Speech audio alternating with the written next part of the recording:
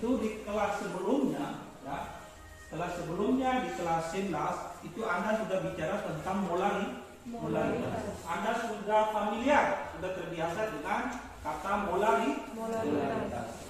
Melalui pendekatan program basic training atau yang disingkat dengan PBL, Anda selaku peserta didik dapat menjelaskan konsentrasi larutan, yaitu molaritas, fraksi mol, ya, serta menganalisis dan menyimpulkan perbedaan konsentrasi larutan. Manfaat setelah kita mempelajari konsentrasi ini, yang pertama menyadari kebesaran Tuhan yang Maha Besar. Yang kedua, menyadari keteraturan alam agar tetap menjaga lingkungan. Yang ketiga, mengaplikasikan dan membuat serta tahu manfaat perbedaan konsentrasi larutan. Mengamati video berikut.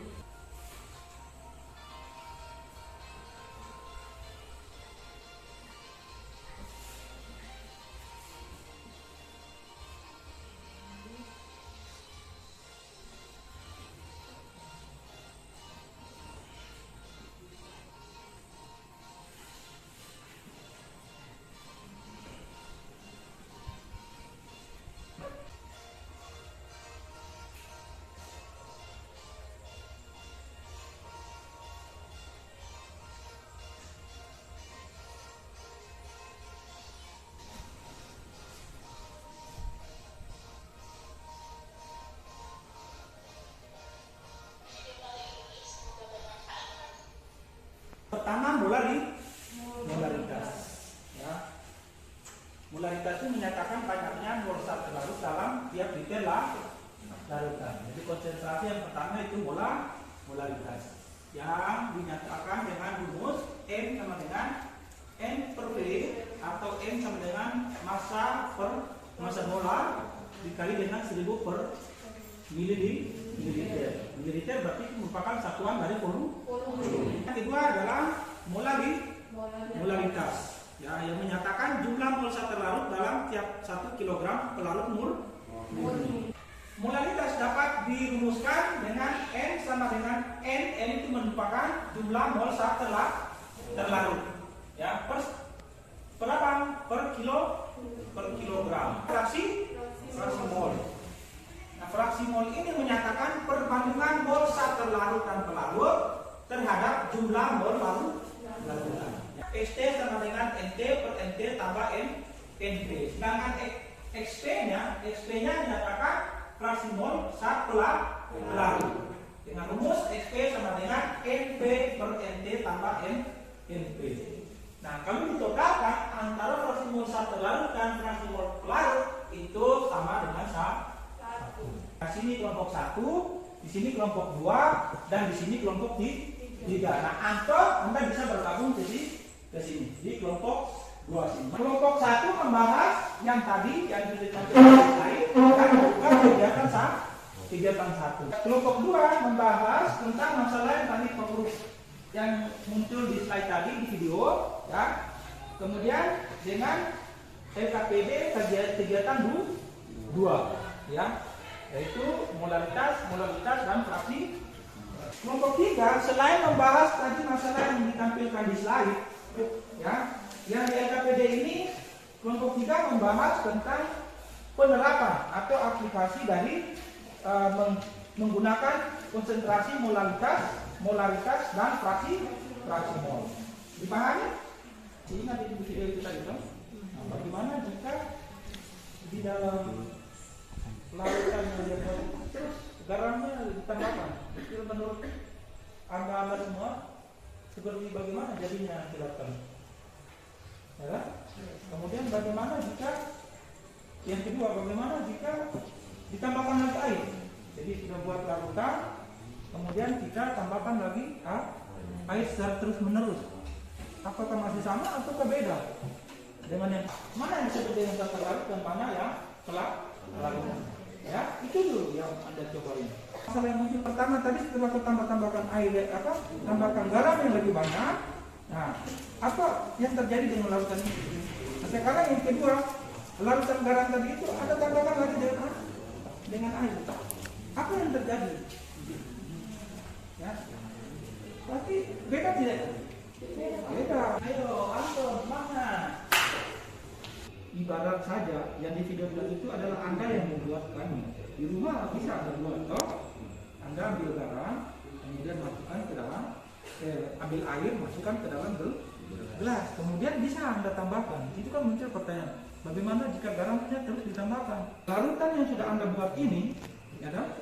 Muncullah masalah yang kedua, bagaimana jika airnya atau pelarutnya yang ditambahkan? Anda itu antara larutan garam dengan setelah ditambahkan air tadi masih sama atau sudah beda? Itu Anda jelaskan. Tidak itu membuat larutan garam. Berarti ada dua bahan di situ, ada garam dan ada air. Nah, mana yang pelarut dan mana yang zat terlarutnya? Zat pelarut itu zat yang dapat melarutkan zat terlarut. Nah, sekarang Anda ambil kesimpulan, yang pelarutnya mana? Ya, air. Berarti zat terlarutnya garam.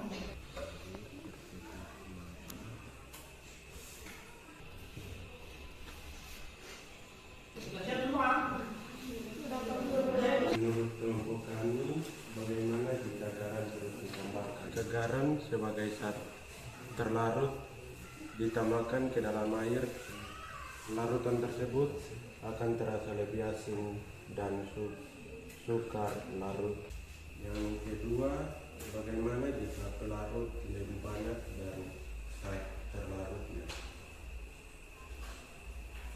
Penjelasannya, jika larutan garam ditambahkan air secara terus-menerus, larutan tersebut semakin hambar atau encer. Dari hasil diskusi kami, kita akan belajar tentang, kita lihat dari kegiatan satu, kelompok satu punya tentang molaritas dan tentang molaritas menyatakan dengan jumlah mol suatu zat pelarut dalam kegiatan larutan. Molaritas menyatakan jumlah zat pelarut per kilogram fraksi mol merupakan perbandingan antara banyaknya mol komponen tersebut, mol total dari semua komponen yang ada di rumus. Garam terus ditambahkan. Jawabannya nanti akan terasa asing jika garam ditambahkan terus menerus. Jadi nomor 2, bagaimana jika pelarut lebih banyak dari zat terlarut? Jika air ditambahkan ke garam, misalnya 600 ml, maka pelarutnya akan terlarut karena sudah beda dari yang semula. Bagaimana jika garam terus ditambahkan? Dari video yang dikatakan tadi dapat kami simpulkan, jika garam sebagai zat pelarut terus ditambahkan ke dalam air, dan tersebut akan terasa lebih asin dan sukar atau baru. 2. Bagaimana jika pelarut lebih banyak dari zat terlarut? Jika larutan garam ditambahkan air secara terus menerus, larutan tersebut semakin hambar atau encer. Penerapan atau penggunaan perhitungan molaritas dan fraksi. Oke, bagus.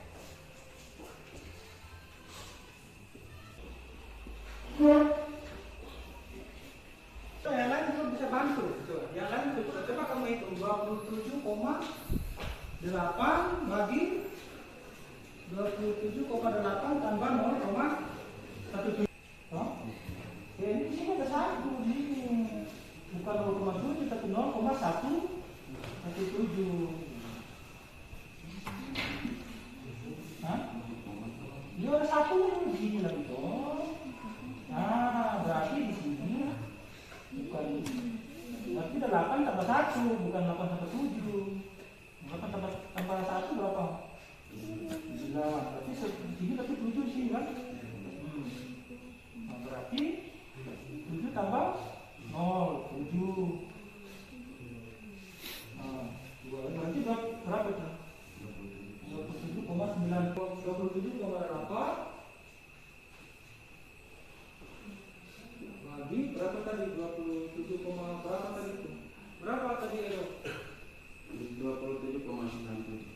27,97. Coba cari itu, coba cari. 27,8 bagi 27,9. 0, iya 0,9.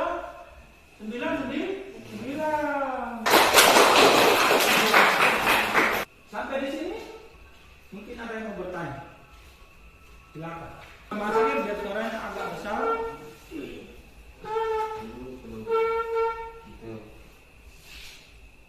Kasih suara besar. Dulu kalau sayur, ini kita mau kasih tahu pada Peristiwa yang Anton tanyakan ini pernah terjadi di rumah tidak? Siapa yang sering masak di rumah? Hah? Kamu sering masak di rumah? Pernah terjadi? Pernah terjadi sayur apa keasinan? Lalu apa solusi Anda? Dari kelompok 1, silakan. Pengalaman saya di rumah, kalau saya memasakkan sayur, kalau rasanya asin, Iya. saya menambahkan air di dalam sayurnya.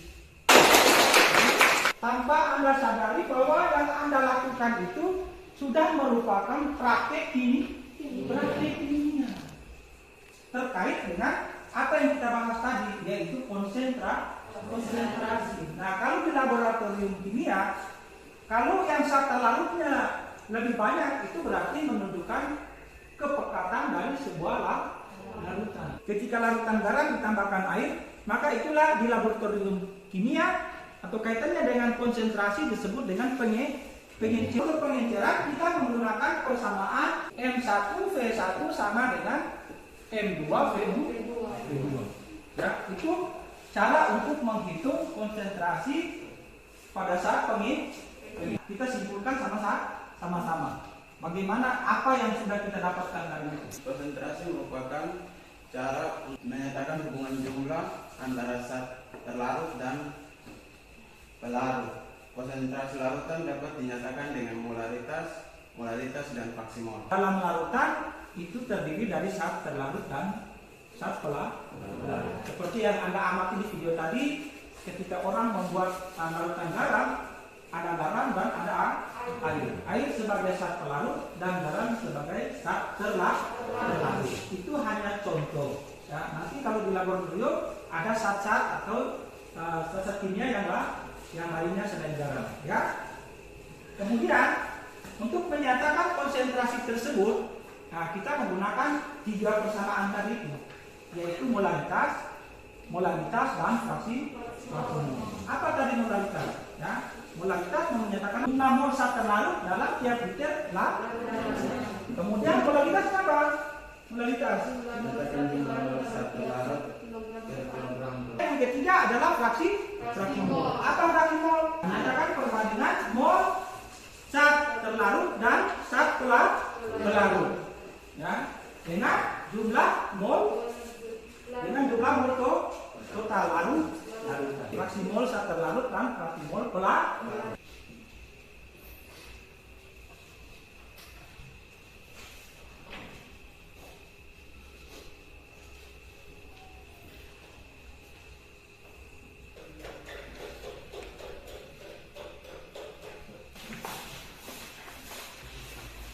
Nah, jangan lupa untuk pertemuan berikutnya atau pertemuan selanjutnya itu kan, belajar tentang sifat kualitatif larutan, titik didih, tekanan osmosis dan lain sebagainya. Ya, apa yang pernah Anda lakukan di rumah, coba diamati. Ya, terkadang lingkungan di sekitar kita itu juga merupakan sumber belajar. Berdoa mulai.